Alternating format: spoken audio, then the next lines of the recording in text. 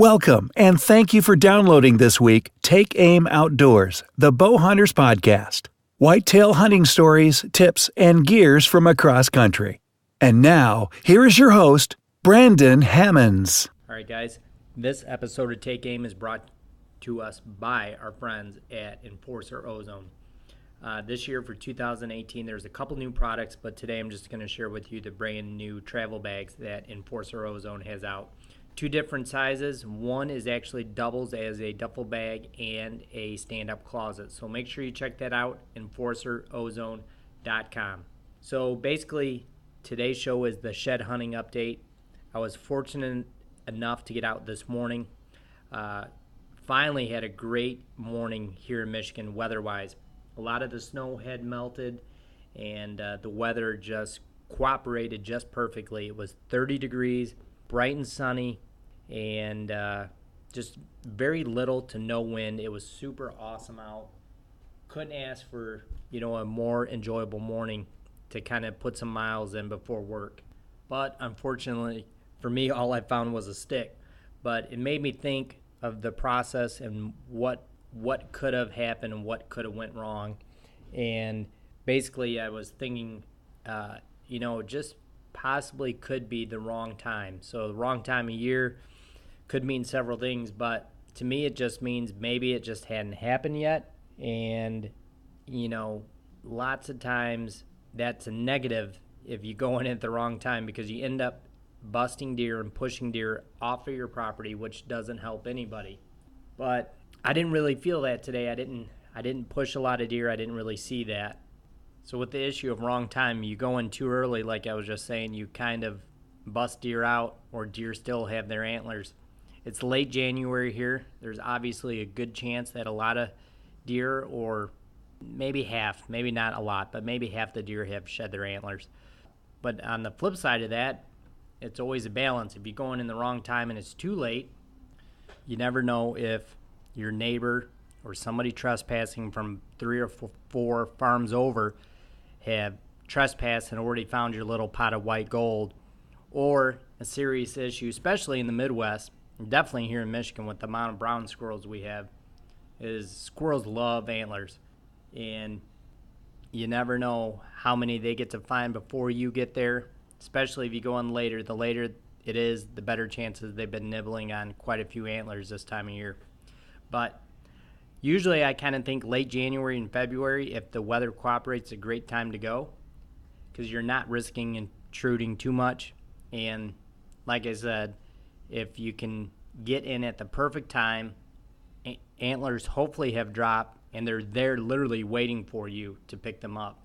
So basically today, just went to one of my farms and got to shed hunt, pretty much a lot of the field edges. So I did a lot of walking around the field edges, really close to the food source. And what I really focused on is areas where there was obviously deer runs.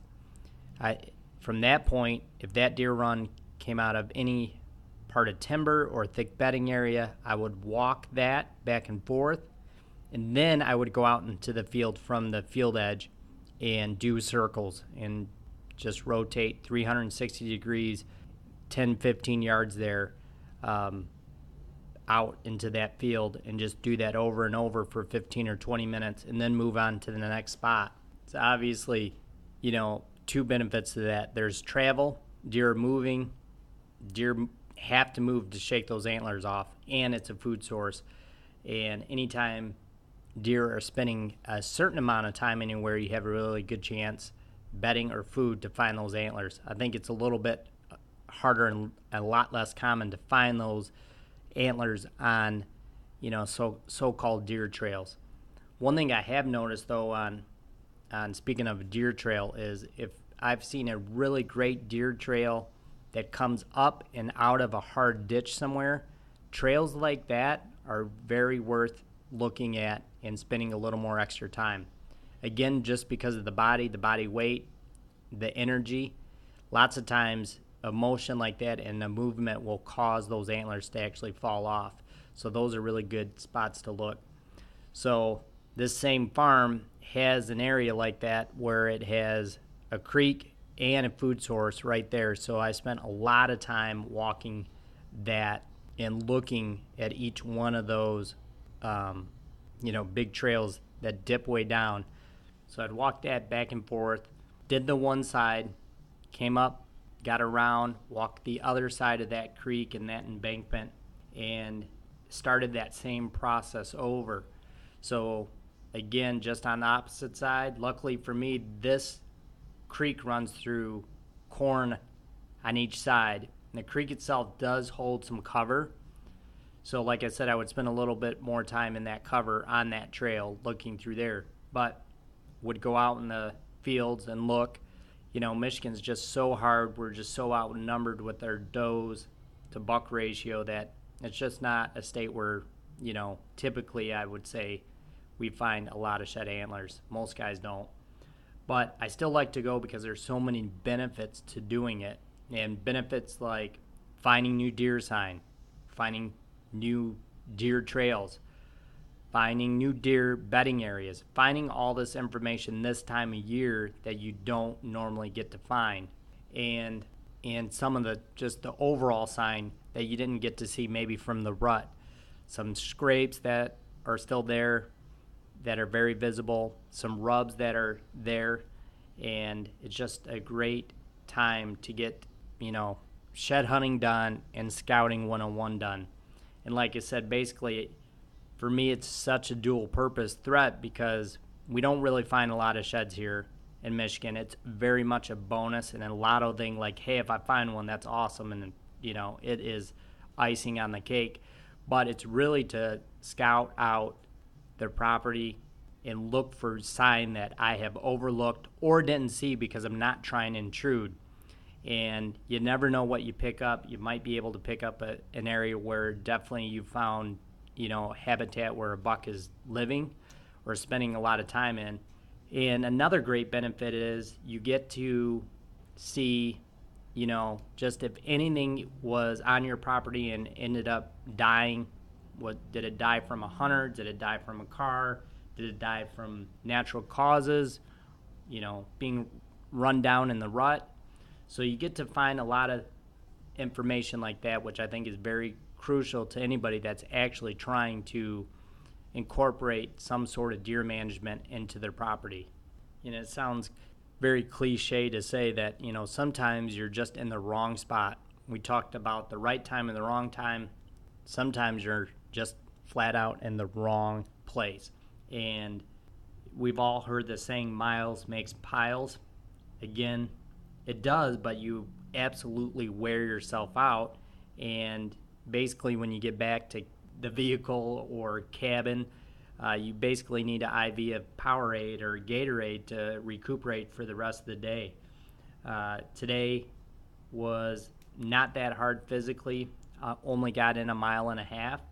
But, when you talk about the wrong spots, don't go walking around your farm in a place where you park or a place where there's tons of human activity, because odds are you're not going to find those sheds there. They're just not going to be around.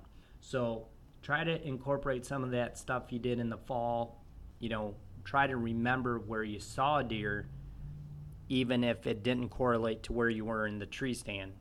But try to focus on some of those spots where you actually had seen a lot of deer and you're getting away from a lot of, like I said, the human activity.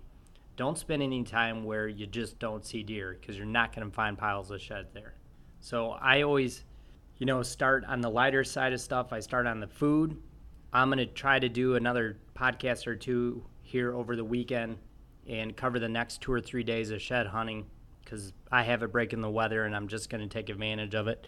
But from here on out, I'm going to focus maybe a little more on that same farm, but I'm going to focus a little more on the security cover, and I'm going to focus a little bit more on the thermal cover as well, and play some of that stuff where the wind and the thermals change, and absolute go-to bedding areas where I know they love that security cover. So that's it, guys. Just wanted to touch base about today's shed hunt, and like I said, I'm going to try to make notes of the next couple days of what I uncover or hopefully find shed hunting wise and what I learned from it. So as always, guys, you can find us on the Pod Bros Network, Outdoor Podcast Channel, iTunes, and we'll see you guys next week.